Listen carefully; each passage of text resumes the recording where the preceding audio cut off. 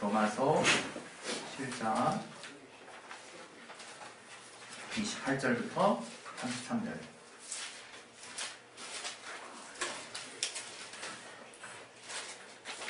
네, 우리 찾으셨으면 우리 다 같이 우리 합독하겠습니다. 11장 28절부터 33절까지 시작. 복음으로 하면 저희가 너희를 인하여 원수된 자요, 택하심으로 하면 조상들을 인하여 사랑을 입은 자니라. 하나님의 은사와 부르심에는 후회하심이 없느니라. 너희가 전에 하나님께 순종치 아니하더니 이스라엘에 순종치 아니함으로 이제 긍휼을 입었는지라. 이와 같이 이 사람들이 순종치 아니하니 이는 너희에게 베푸시는 긍휼로 이제 저희도 긍휼을 얻게 하여 하심이니라. 하나님이 모든 사람을 순종치 아니하는 가운데 가둬두심은 모든 사람에게 긍휼을 베풀려 하심이로다. 기도다 하나님의 지혜와 지식에 부요하며 그의 판단은 tim량치 못할 것이며 그의 은혜는 찾지 못할 것이로다. 아멘. 오늘 시간 하나님 우리 각자에게 주시는 그 말씀을 또 잘 들을 수 있도록 우리 마음밭을 열어주시고 들을 길을 허락해달라고 우리 기도하겠습니다. 하나님 아버지, 우리에게 하나님 말씀을 또 온전하게 들을 수 있도록 역사해 주시고 도와주시옵소서. 성령으로 깨닫게 해주시고 싶도록 주시옵소서. 하나님 알게 하시는 귀한 은혜 가운데 아버지 정말 우리가 주님을 온전히 붙들 수 있도록 역사해 주시기를 주시옵소서. 깨닫게 해주신 분들의 주시옵소서. 아버지 주님의 함께 하시고 알게 하시는 그런 은혜를 따라서 주님 앞에 나아갈 수 있도록 도와주시옵소서. 주께 참으로 감사하며 예수 이름으로 기도했습니다. 아멘. 우리 하나님은 우리를 끝까지 사랑하시는 분이십니다. 정말 끝까지 사랑하시는 하나님이기 때문에 얼마나 우리가 위로를 받는지 여러분이 그것을 삶에서 체험한다는 것은 정말 큰 은혜입니다. 우리가 하나님이 우리를 끝까지 사랑하지 않으셨다면 얼마나 그 하나님이 무서운 하나님이 될 수 있고 또 우리의 삶이 얼마나 좌절스러운 절망스러운 날들이 다가올까 생각만 해도 사실 끔찍합니다. 그러나 저와 여러분이 잘 아는 것처럼 하나님은 행한 대로 갚으시는 하나님이시기도 하지만 그것보다 그것을 훨씬 상회하는 그 하나님이 누구신가 라고 한 하나님의 본질을 우리가 정말 찾아서 갈 때는 바로 하나님이 사랑이시라는 것이고 그 하나님이 우리를 끝까지 사랑하신다는 것을 우리가 잊어서는 안 되는 것입니다. 요한복음 13장에도 저가 자기의 사람들을 사랑하신데 예수께서 끝까지 사랑하시니라 이런 말씀이 있어요. 저는 그 말씀을 볼 때마다 참 은혜가 많이 되더라고요. 내가 주님에게 속해서 이제 주님의 사람들이 됐다는 것도 은혜롭지만 자기의 사람들을 주님이 끝까지 사랑하신다는 그 사실에 참 항상 이렇게 마음의 위로가 돼요. 근데 그것이 단지 그냥 하나님이 그렇게 말씀하시는 것에 그치지 않으시고 우리는 하나님이 우리를 그렇게 끝까지 사랑하셨다는 것을 정말 끝장을 본 사람들입니다. 그 끝장이 뭡니까? 바로 그 아들 예수를 통해서 우리 각각을 위해서 흘리신 그 보혈. 주님 스스로는 제가 늘 반복하지만 스스로는 소망이 없는 지경에까지 이르르신 거예요. 스스로 살아날 수 없는. 그래서 이게 아버지를 향한 믿음과 순종이 아니고서는 또 우리를 향한 사랑이 아니고서는 도무지 취할 수 없는 아주 절망의 끝으로 간 겁니다.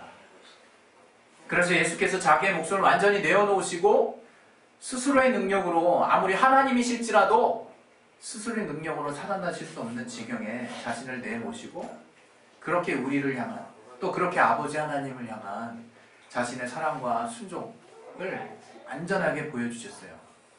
그래서 우리가 그 하나님의 사랑을 볼 때는 바로 예수가 보여야 되는 거죠.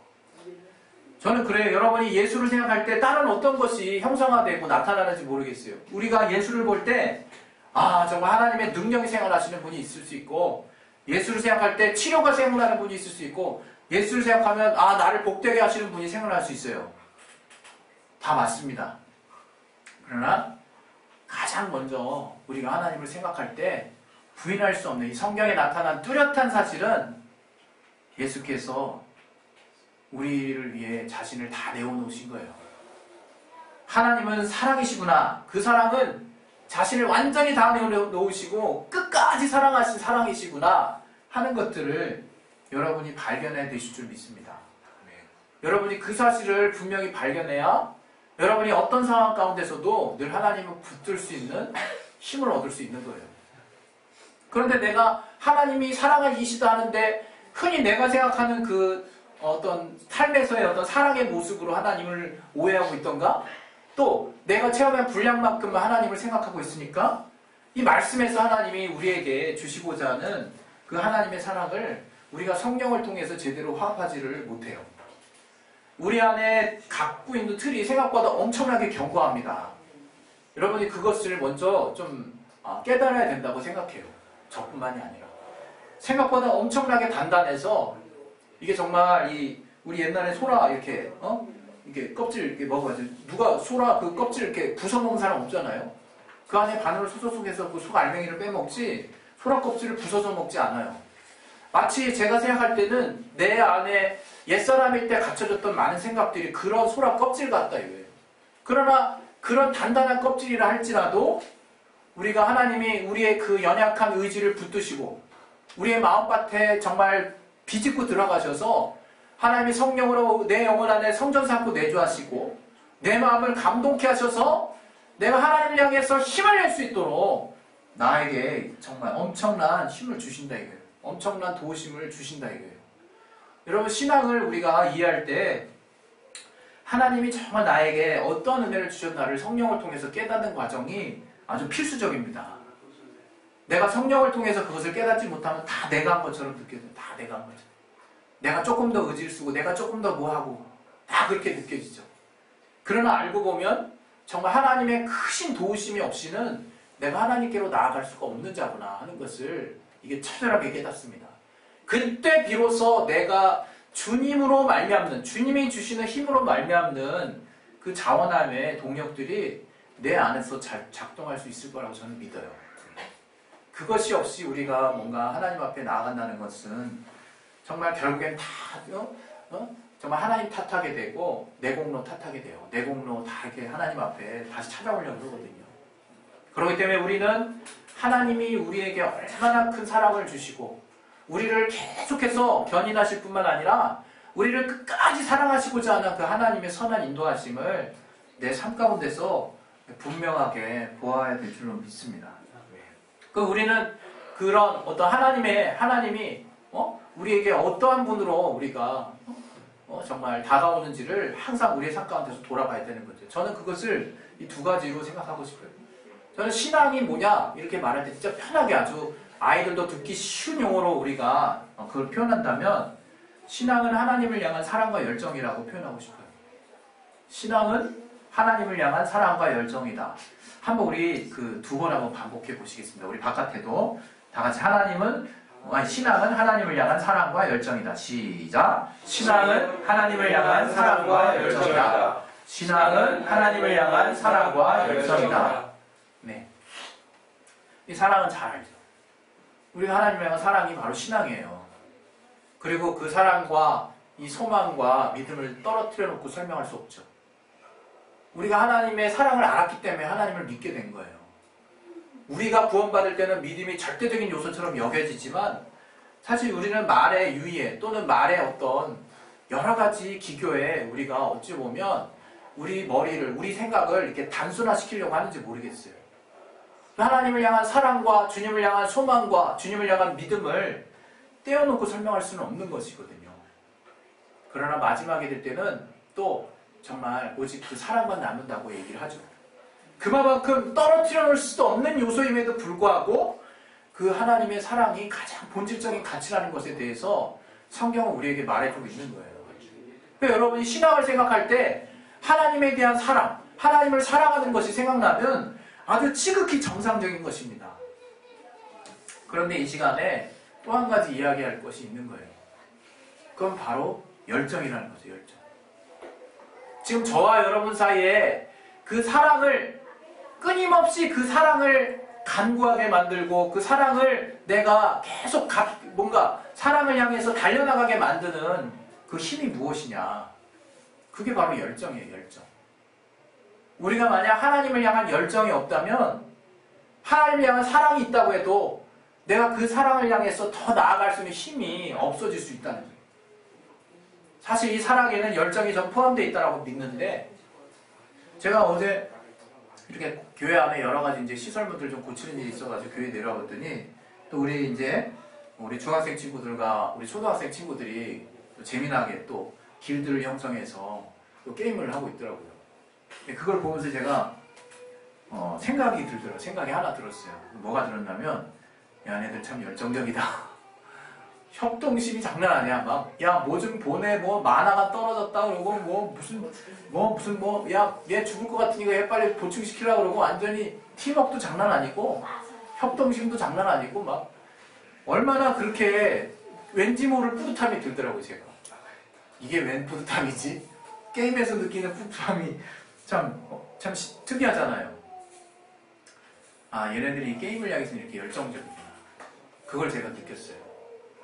그러면서 한 가지가 더 생각이 나는 거지. 아, 과연 이 열정을 규정지어 줄 수 있는 그런 요소는 무엇일까? 이런 생각이 진짜 들더라고요. 분명히 이 친구들은 이 게임을 정말 되게 좋아하는 것 같아요. 그리고 그 안에서 서로 함께 정말 마음을 맞춰가면서 하는 것이 정말 재미나겠죠. 이것이 정말 나에게 정말 재미난 게임이라고 하는 분명한 생각들을 가지고 이게 정말 이렇게 열정적으로 이 게임을 하는 걸 봤어요. 그러면서 우리의 신앙을 이렇게 생각을 해보게 됐어요, 제가. 물론 이 주제를 잡으면서 또 덩달아서 생각한 내용이기도 하지만, 저는 우리의 신앙에 열정이 있었으면 좋겠어요. 우리가 하나님을 사랑한다는 걸 다르게 표현할 수 없어요. 다르게 표현할 수 없습니다. 정말 제가 아무리 생각해도 다르게 표현할 수 없습니다. 물론 우리 안의 열정은 드러날 수도 있고 드러나지 않을 수도 있어요. 여기에 이제 함정이 있는 거지. 혹자는 뭔가 기질적으로 막 겉으로 드러내길 좋아하는 사람이 열정 있는 사람으로만 오해할 수 있어요. 그러나 내면에 뜨거운 열정을 가진 차분한 사람 많습니다. 저는 지금 기질을 이야기하려고 하는 게 아니에요. 우리 안에 과연 하나님을 향한 뜨거운 열정이 내 안에 용솟음치고 있느냐, 그것을 말씀드리려고 하는 거예요. 이것은 제가 아무리 다른 것으로 치환을 해보려고 해도 이 열정이 없이 하나님을 향한 사랑이 가능할까? 저는 감히 여러분에게 힘들다라고 말씀드리고 싶어요. 여러분, 우리 안에는 하나님을 향해서 각가지의 다양한 모습으로 나아가는 모습은 있을지언정 그 하나님 향해서 뜨겁게 나아가는 열정은 동일하다는 것을 아셔야 돼요. 하나님 앞에 뜨거운 모습으로 나아가는 열정은 우리 안에 결코 식지 않아야 된다. 저는 그렇게 생각합니다. 오늘 우리 같이 나눴던 이 로마서 이 11장의 말씀이 있어요. 우리 여기 보시면 하나님의 은사와 부르심에는 후회하심이 없느니라, 이런 말씀이 있죠. 저는 이스라엘이 한때는 하나님의 선민이라는 어떤 특별한 선민의식을 가지고 있었잖아요. 그런데 사실 복음으로 치면 저들은 하나님 앞에서의 원수라는 원수. 그 이스라엘이 하나님 앞에 죽도록 나름대로 고생했다고 생각하는 마음이 있을 거고, 우리가 정말 하나님의 그 뜻과 하나님의 말씀을 정말 책임졌다라는 생각이 있을지언정, 정말 저들이 이런 우리가 결국 복음 앞에서는 뒷전으로 밀렸다라는 그 후회감이 있을 거라 생각해요. 그리고 우리들이 왜 우리가 진작 이스라엘 사람들처럼 먼저 하나님께 택정함을 받지 못해서 뒤늦게 이렇게 좀 믿게 됐을까? 지금 여기는 하나님의 구원의 섭리를 가지고, 사실 하나님의 국률하심을 가지고 이야기를 하는 거죠. 결국에는 처음 된 자나 나중 된 자나, 이제 나중에 이스라엘이 그 복음을 먼저 받아들인 우리 이방인들로 인해서 또 그 은혜를 입을 때가 온다라고 하는 거죠.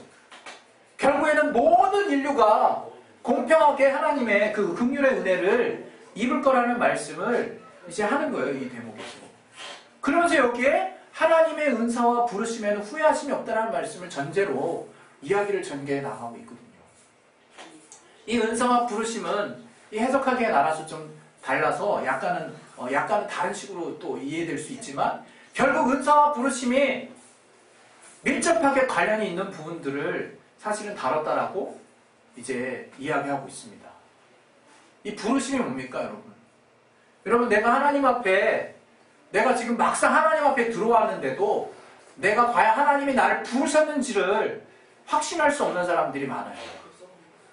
우리가 과거에는 비단 부르심하면 아주 제한적인 용례로 목사나 또 선교사나 뭐 어떤 특정한 영역에 하나님이 나를 부르신다라는 생각을 많이 가졌던 때가 있어요.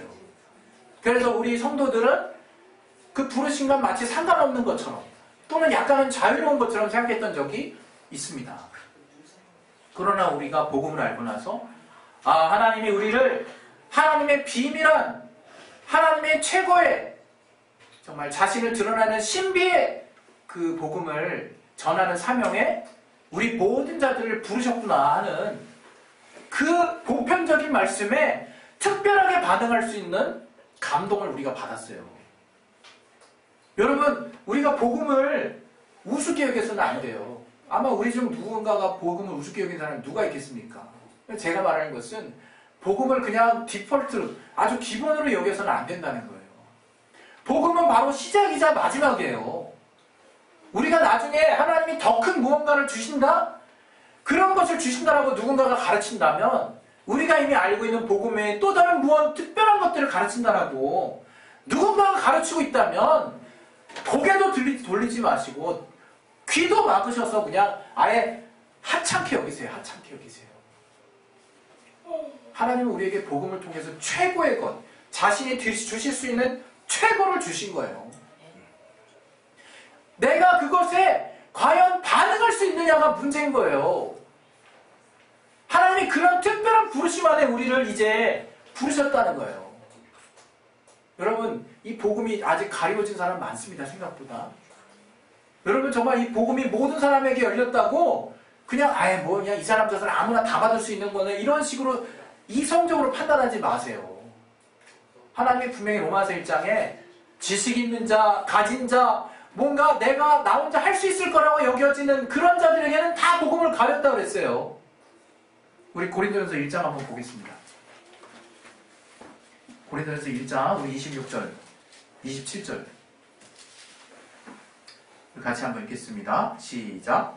형제들아 너희를 부르심을 보라. 육체를 따라 지혜 있는 자가 많지 아니하며 능한 자가 많지 아니하며 문벌 좋은 자가 많지 아니하도다. 그러나 하나님께서 세상에 미련한 것들을 택하사 지혜 있는 자들을 부끄럽게 하려 하시고 세상에 약한 것들을 택하사 강한 것들을 부끄럽게 하려 하시며 28절까지 하나님께서 세상에 천한 것들과 멸시받는 것들과 없는 것들을 택하사 있는 것들을 폐하려 하시나니 아무 육체를 하나님 앞에 자랑할 수 없게 하려 하심이라 말씀하시고 더불어서 우리를 택하심을 우리를 부르심을 보라는 거예요. 여러분, 그 부르심이 특별하게 받아들여지지 않습니까? 저는 여기서 특권의식을 느끼라는 게 아니에요. 우리가 하나님의 복음을 만나게 되고 우리가 하나님을 알게 되고 나이가 어리다 지금인 내가 초등학교든 중학교든 어른이든 어느 때든지 상관없이 하나님이 나를 부르시고 내가 그 부르심에 반응할 수 있는 자가 됐다는 게 이게 엄청난 은혜라는 거예요. 그 부르심에 내가 과연 어떻게 반응할 수 있느냐. 이제 하나님이 감사하게 그 부르심에 더해서 우리에게 각각에게 맞는 은사와 재능들을 주셨어요. 각각에게 맞는 은사와 재능들. 여러분, 내가 뭘 알고 하는 사람은요 재미가 있어요. 뭘 모르고 하면 답답한 거야. 예? 제가 저기 신학교에서 히브리어를 이렇게 몇 시간을 띵까 먹었더니 용법을 모르니까 아주 그냥 쑥쑥쑥 지나가는 그 내용이 답답해 죽겠는 거예요. 재미도 없어. 그때 뭡니까? 졸음 슬슬 오기 시작하죠. 졸음이 슬슬 와요. 왜? 나랑 상관없는 일 같으니까. 관심이 안 생기니까. 집중이 안 돼, 집중이. 왜? 내가 이미 모르고 있어요. 그 내용을 모르고 있어요. 예? 마치 바울에게서 비늘 같은 것이 벗겨져서 저가 이제 성령으로 눈이 환하게 뜨여서 내가 이전에는 예수를 믿는 자들을 잔멸하는 자였지만 이제 내가 예수의 종으로서 내가 죽는 데까지 끝까지 순교하러 나아가는 그 사명자가 된 바울의 열정과 같이 우리가 봐야 된다. 이거 이제 봐야 된다. 하나님 나를 이제 예수 안에서 부르셨으면 그게 얼마나 특별한 것인지를 아셔서 그 안에서 나를 향해서 각각의 재능과 달란트와 은사를 주셔서 나를 특별하게 인도해 가고 계시는 그 길을 내가 봐야 돼요. 하나님 나를 부르시면 후회하심이 없어요. 이스라엘은 뭔가 후회하는 시즌이 있었을지도 모르겠어요. 저가 자만하던 시즌이 있었을지 모르겠어요. 우리가 뭔가 후회하던 시절이 있었을지 모르겠어. 상관없다. 하나님이 우리를 부르신 데는 분명한 이유가 있다 이거예요. 우리를 예수 안에서 부르셨을 때는 분명한 이유가 있는 거예요. 그래서 여러분 저는 특별히 우리 교회는요, 여러분 각각에게 주신 하나님의 재능, 또 그 은사를 교회와 나의 삶과 내 가정에 펼쳐낼 수 있는 자가 돼야 되는 거예요, 우리가. 예? 하나님이 내게 주신 특별한 은사가 있어요. 비단 그걸 여러분이 그냥 마치 방언턱이 딱 이렇게 영적이고 신령한 그런 쪽으로만 이렇게 딱 정하지 마시고, 은사가 엄청 다양합니다. 하나님 앞에 맡겨져서 하나님이 우리를 새롭게 하시는 은사가 엄청 다양해요. 또 하나님이 본래 우리를 지으신 모양새가 있어요. 모양새. 나는 그 일을 해야 행복하고 그 일을 해야 기쁘거든요. 그것을 찾아야 돼요. 교회에서, 나의 삶 가운데, 내 가정에서. 거기서부터 뭐가 나오냐면 삶의 만족과 기쁨이 나오는 거예요. 거기서 뭔가를 향해서 내가 지속하고 싶은 열정이 싹트기 시작한다 이거예요. 저는 우리가 예수를 믿는 그 하나만 놓고도 뜨거운 열정이 생기는 게 정상이라고 생각하고요. 더 나아가서 교회 안에서, 또 직장 안에서, 내 삶 안에서 날아가는 정말 내 인생 앞에서 과연 삶이 용기 있고 힘 있고 열정적인 삶이 되기 위해서 나 자신을 좀 발견했으면 좋겠어요. 제발 좀 발견했으면 좋겠어요. 하나님 나를 얼마나 귀하게 지으셨는지, 하나님 나에게 특별한 구원을 허락하셨는지, 그 구원 안에서 나를 특별한 존재로 지으셔서 특별한 일을 할 수 있게 해주셨는지, 이 교회 안에서 특별한 직책을 맡기셨는지, 나의 삶 안에서 특별한 역할을 하게 하셨는지, 사회 구성원으로서 어떤 역할을 감당할 수 있게 하셨는지 좀 봤으면 좋겠다 이게 우리가. 왜 그것들을 발견하지 못하고 늘 정말 아무것도 모르는 삶처럼 살고 있냐 이거. 하나님 그런 풍성한 것들을 나의 삶 안에, 교회 안에, 나의 가정 안에 충만하게 역사하셨는데 그거 언제까지 가둬두고 있을 겁니까 우리가? 하나님의 은사와 부르시면 절대 후회하심이 없어요. 이스라엘이 원망할 일도 아니고 이방인들이 원망할 일도 아니에요. 우리 모두를 긍휼의 은혜 안에 두셨다 이거예요. 우리 성경 안에는요, 저는 그 룻이라는 그 여인에 대해서 말씀드리고 싶어요. 룻이 사실 그 나오미의 자부였잖아요. 그 며느리가 이제 남편들이 죽었기 때문에 그 첫 번째 우리 며느리도 있었고 두 번째 며느리 룻이 있었지만, 그 나오미의 아버지도 남편도 죽고 그의 두 아들도 죽었기 때문에 이제는 어쨌든 그 며느리들은 자기 고향으로 돌아갈 자격이 있었어요. 나오미가 돌아가라고 하지만 첫째와 둘째가 안 돌아가겠다고 했지만 강력하게 부탁을 하니까 이 첫째는 결국 돌아갑니다. 근데 나오미는, 그 룻은 참 그런 고백을 해요. 우리 말씀 한번 보겠습니다. 우리 룻기에 나오는데요. 1장 17절 18절 16절부터 18절까지 한번 보겠습니다. 같이 한번 읽겠습니다. 룻기 1장 16절부터 18절입니다. 시작. 룻이 가로되 나로 어머니를 떠나며 어머니를 따르지 말고 돌아가라 강권하지 마옵소서. 어머니께서 가시는 곳에 나도 가고 어머니께서 유숙하시는 곳에서 나도 유숙하겠나이다. 어머니의 백성이 나의 백성이 되고 어머니의 하나님이 나의 하나님이 되시리니 어머니께서 죽으시는 곳에서 나도 죽어 거기 장사될 것이라. 만일 내가 죽는 일 외에 어머니와 떠나면 여호와께서 내게 벌을 내리시고 더 내리시기를 원하나이다. 나오미가 룻의 자기와 함께 가기로 굳게 결심함을 보고 그에게 말하기를 그치니라. 이게 도대체 룻이 어떤 마음이 생겼길래 이렇게 굳게 결심할까? 저는 여기서 저가 이 부르심을 받았구나 이런 생각이 들어요. 룻이 결국에는 누구와 결혼합니까? 이 나오미의 인근 친족인 보아스와 결혼하게 되잖아요. 보아스와 이 룻을 통해서 나온 자녀가 오벳이에요. 오벳이 바로 이새의 아버지죠. 이새의 아들이 다윗이죠. 믿음의 계보를 낳았어요. 이방인 롯의 여인, 정말 이 이방 여인이에요. 이 롯은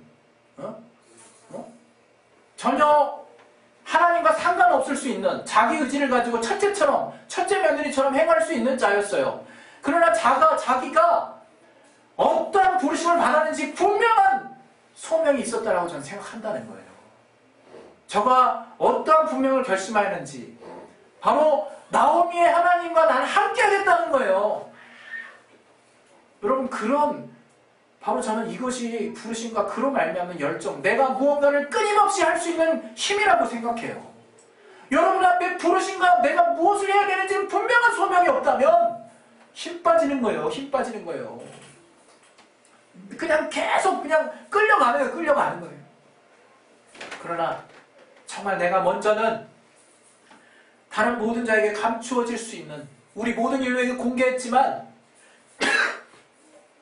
내가 볼 수 있도록 하나님이 내 눈을 열어 복음을 보게 하시고, 내가 그 하나님의 자녀라는 귀한 정말 특별한 권리를 내게 또 허락하셔서 이제 내가 하나님의 부르심 안에서 내가 뜨겁게 반응할 수 있는 자가 돼야 되고, 이제 그 안에서 하나님 우리 각자에게 또 특별한 임무들을 맡기셨다는 것을 깨달으셔야 되는 거예요. 교회도 똑같은 일이 없어요. 가정에서도 사회에서도 여러분 각자 하나님이 부르신 모양대로 살아야 비로소 여러분이 삶의 의미를 찾을 수 있는 거예요.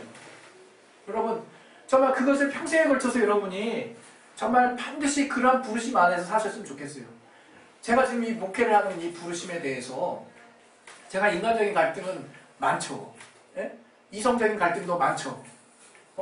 제 재능은 웹툰이 아니라 그림 그리는 거예요.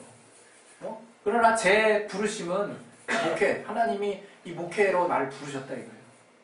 내가 이것에 대해서 하나님 앞에 기도할 때마다 하나님이 위로해 주시고 감동을 해주세요. 내 부족함 때문에, 내 역량 부족 때문에 고민하고 있는 내 앞에서 하나님이 나를 단단하게 해주십니다. 그래서 내가 끊임없이 이것을 해야겠다라는 소망이 들게 하시는 거예요. 다른 힘으로 하는 게 아니에요. 제가 뭔가 잘해서 이 정도면 되겠는데 뭔가 추측해서 예상이 돼서 통계가 나와서 나라는 사람 이런 거 원래 잘해서가 아니라 하나님 날 이렇게 부르셨기 때문이에요. 정말 우리 모두는 하나님의 그 부르심과 그 은사에 화답해야 될 줄로 믿습니다. 하나님의 그 부르심은 후회가 없습니다. 여러분 그것은 온 인류를 향한 하나님의 공평하신 사랑이에요. 우리가 그분의 예비하심 안에 들어가 있다는 것을 인정하셔야 되시고, 내가 세부적으로는 나를 그 하나님이 내게 주신 그 나라고 하는 그 특별한 모습 안에서 풍성한 역할을 감당할 수 있도록 하셨다는 것을 여러분이 기억하셔야 되는 거예요. 우리 정말 중학생 친구들 제가 보면 참 놀라요. 애들이 정말 다 달라. 우리 아이들도 다 달라. 어떻게 똑같은 엄마나 엄마도 다 똑같은데 그 안에서 나온 아이들 치고는 5명이 다 달라. 우리 중학생 친구들도 다 달라요. 어떤 친구는 정말 백일살을 꾹꾹 있고, 어떤 사람은 운동 쪽으로 더 잘하고 있고, 어떤 사람은 또 공부를 더 잘할 수 있는 친구도 있고, 어떤 사람은 예능 쪽으로 발달한 친구들이 있고, 그 하나님의 부르심 안에서 자기 재능을 하나님께 맡겨서 정말 하나님이 사회의 구성원으로서도 교회 안에서도 적절한 역할을 할 수 있도록 하셨다는 것을 제발 믿으시기 바랍니다. 그 생각 없이 난 열정 없어요. 그 생각 없이 끊임없이 할 수 없습니다. 괜히 딴 생각만 나요. 우리 시간에 기도하겠습니다. 기도하실 때 하나님이 나를 특별히 부르셨다는 것은 복음 안에서 내가 화답함으로 이루어진 정말 귀한 사실입니다. 그러나 또 이제 더 나아가서 나의 그 복음 안에서의 하나님의 자녀된 특권을 더 풍성하게 하시려고 또 은사를 통해서 또 직분을 통해서 재능을 통해서 나를 더 분명하게 하셨다는 것을 여러분이 믿으시기 바랍니다. 정말 여러분이 그러한 하나님이 내가 어떤 삶을 살고 있는지를 알지 못하고 가는 삶이야말로 열정을 어디다 투여해야 될지 모르는 삶이에요. 그 사람이 향방 없는 사람이기 때문에 절대로 열심 낼 수 없습니다. 우리 시간에 기도하실 때 하나님 나를 어떤 모양을 부르셨는지를 이제 내가 은혜 안에서 하나님 나를 특별한 은혜 안에 부르셨다는 것을 먼저 내가 더 뜨겁게 체험하게 도와주시고, 그 안에서 하나님이 나를 어떤 모양으로 치셨는지를 구체적으로 나라고 하는 사회에서, 가정에서, 사회에서, 교회 안에서 깨닫게 깨달을 수 있도록 하나님 역사해 주시고 도와달라고 우리 시간에 예수의 한 번씩을 기도하겠습니다. 예수! 하나님 아버지 도와주시고 인도해 주시옵소서. 하나님 성령을 깨닫게 주시고 인도해 주시옵소서. 아버지 주님께서 나를 특별하게 지으셨다는 것을 내가 이제 믿고 따르고 인정하고 있습니다. 저 아버지 이스라엘이 그 유대인들이 특별한 선배들로 부르심을 받았지만 그 부르심이 나중에 도리어 복음을 방해하는 역할을 했다 할지언정 저들이 후회할 수 없는 것은 이제 하나님의 특별하신 은혜인데 모든 이방인들을 주님 안에 부르시기 위한 특별한 또 은혜의 길이 오니 이제 결국에 모든 사람들이 주님의 긍휼 안에 모든 사람을 하나님의 또 아버지 불신앙 앞에 내버려두시고 결국엔 하나님의 긍휼하신 손길을 모든 인류에게 하나님의 뜻이 있음을 너희가 알았사오니 그 하나님의 우리를 향하신 다양한 모습과